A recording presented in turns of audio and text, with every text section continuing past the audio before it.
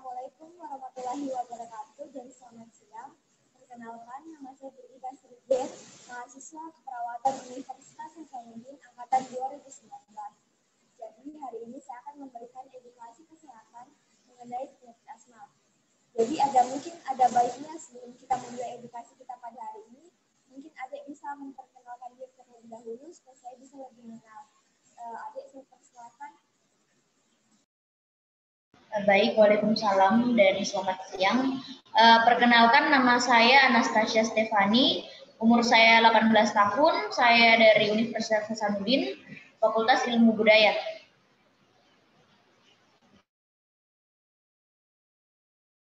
Baik, terima kasih Adik Tasya.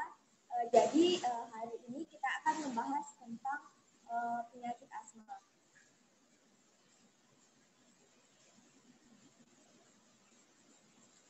Mungkin sebelumnya Tasya sudah pernah mendengar mengenai apa itu penyakit asma.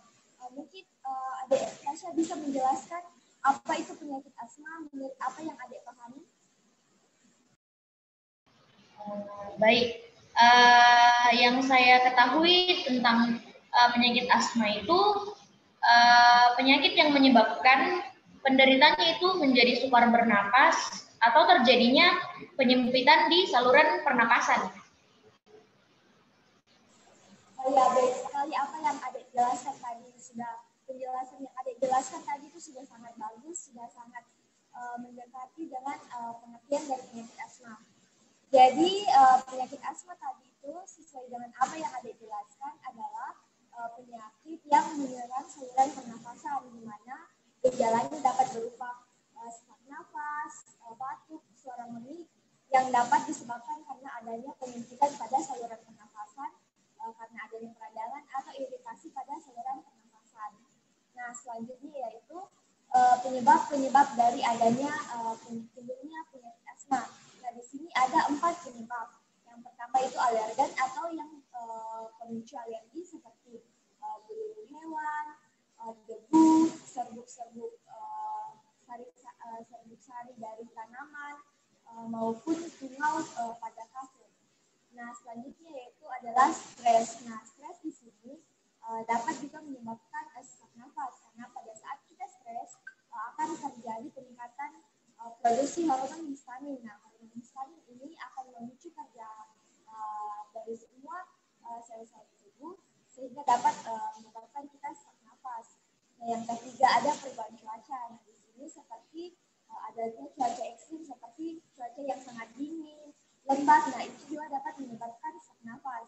Nah, yang terakhir ini mungkin sangat sering terjadi di sekitar kita seperti aktivitas fisik yang berat. Nah, di mana seperti kalau mungkin Adik sering berolahraga, pada saat setelah Adik berolahraga mungkin merasa ngos-ngosan, capek. Nah, itu juga dapat menyebabkan terjadinya sesak nafas dan asma.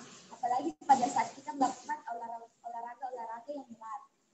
Nah, setelah tadi kita mengetahui penyebabnya, nah sekarang kita perlu mengetahui apa saja gejala dari penyakit asma itu. Nah, di sini ada 5 gejala yang sering timbul pada penyakit asma. Yang pertama yaitu yang gejala paling umum yaitu sesak nafas. Nah, yang kedua ada batuk. Yang ketiga adanya nafas berbunyi atau menggigil. Nah, ini disebabkan karena saluran pernafasan kita sempit kan tadi.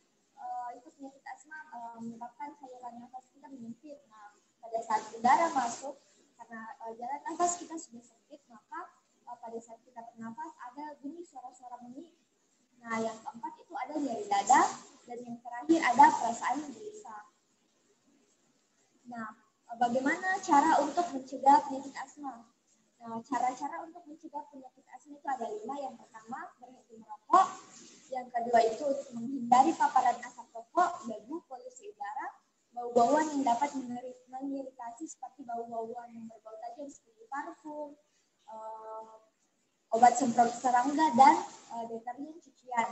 Nah, yang ketiga itu jangan memelihara hewan-hewan peliharaan seperti anjing dan kucing. Nah, di sini dikhususkan hewan-hewan peliharaan yang bulunya mudah rontok dan apabila terhirup dapat menyebabkan iritasi pada saluran pernafasan. Nah, yang keempat ini gunakan kasur atau bantal yang terbuat dari bahan sintetis. Namun kalau adik di rumah punya menggunakan bantal atau kasur yang terbuat dari bahan alami seperti dari kapuk, bisa dilapisi dengan kain-kain yang terbuat dari bahan sintetis. Kenapa?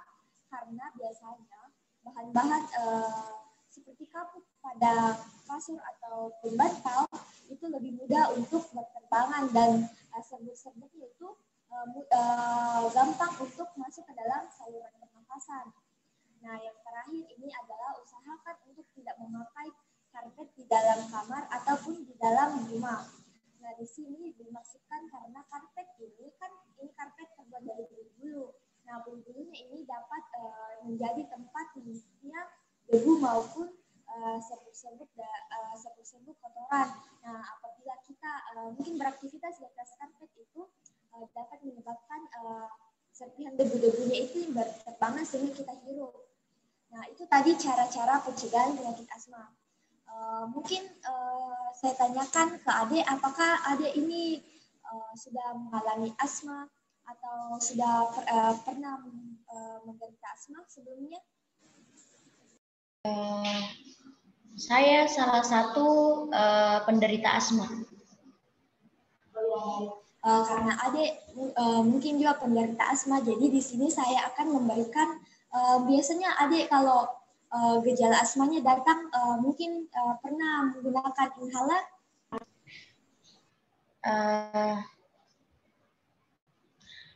Iya, pertolongan pertama bagi saya itu yang biasa saya gunakan itu inhaler. Oh ya baik, jadi adik ini kalau pada saat gejala aslinya datang menggunakan inhaler. Jadi di sini saya akan memutarkan video bagaimana cara untuk menggunakan inhaler dengan baik dan benar. Saya putarkan videonya.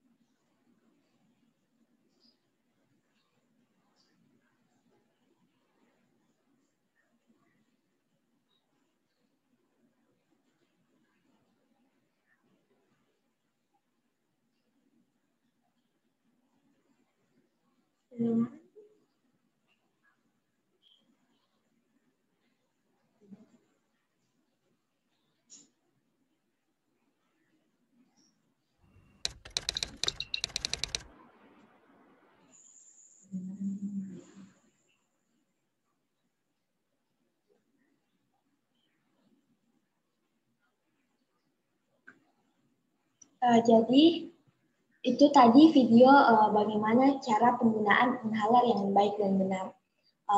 Berdasarkan edukasi yang telah saya berikan tadi dari pengertian, penyebab, tanda gejala, pencegahan, serta cara penggunaan inhaler, mungkin ada yang ingin Ade tanyakan atau ada yang kurang jelas? Di sini mengenai penyakit asma, mengapa pada saat asma itu kambuh, mengapa bisa terjadi pembengkakan pada saat asma itu kambuh, penyakit asma itu kambuh?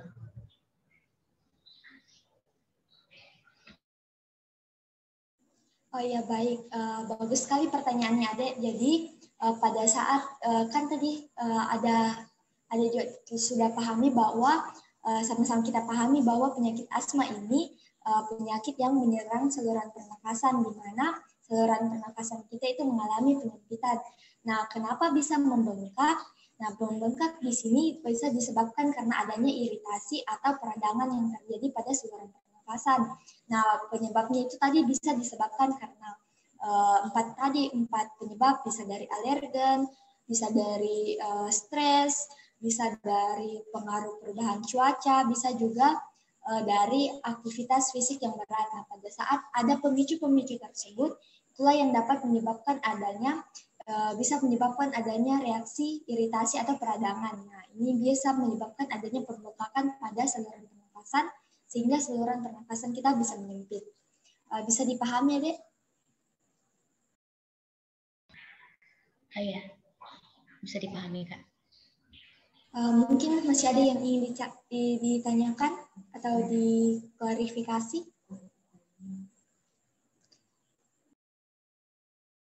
Mungkin bisa Adik bagikan pengalamannya kalau penggunaan inhalernya ini Adik rasa penggunaannya ini sudah efektif Adik lakukan selama ini atau tidak?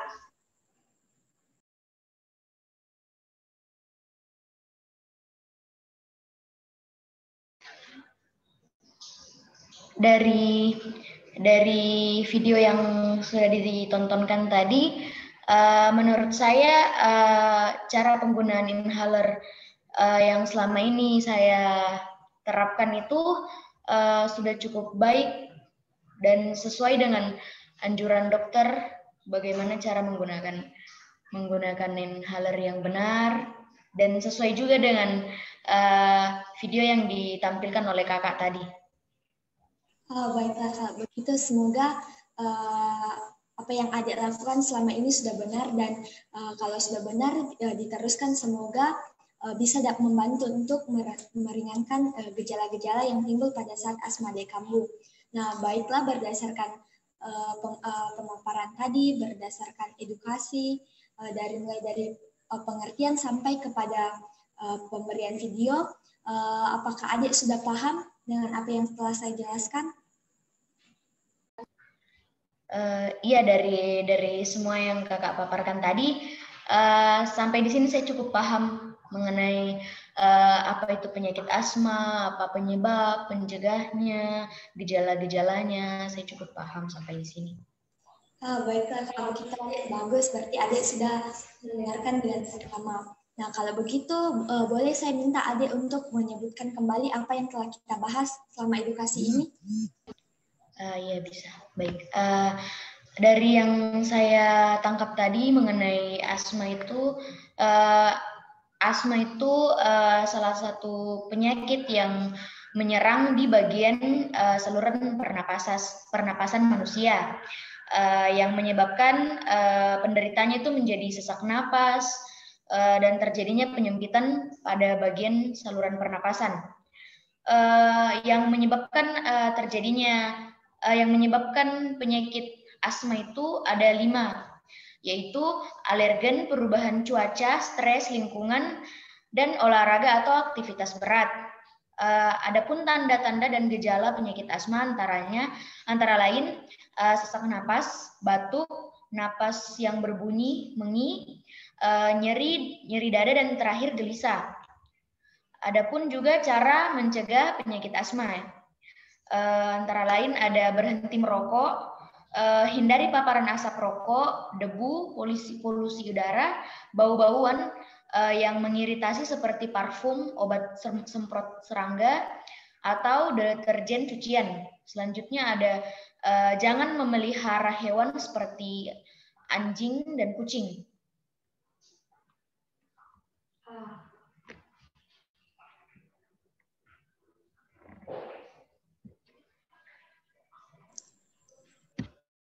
Baiklah, tadi apa yang Adik jelaskan itu sudah sangat betul. Penjelasan yang Adik berikan itu sudah sesuai dengan apa yang kita bahas pada hari ini. Berarti Adik sudah pahami apa yang kita sudah bahas. Semoga apa yang kita sama-sama pelajari pada hari ini, sama-sama kita bahas pada hari ini bisa berguna untuk Adik. Semoga ini juga dapat membantu Adik dalam menangani pada saat asma Adik kambuh. Saya juga mengucapkan terima kasih kepada Adik karena sudah menyempatkan waktunya untuk sama-sama mengikuti edukasi pada hari ini. Lebih dan kurangnya mohon dimaafkan. Assalamualaikum warahmatullahi wabarakatuh dan selamat siang. Waalaikumsalam dan selamat siang. Terima kasih, Kak. Ya.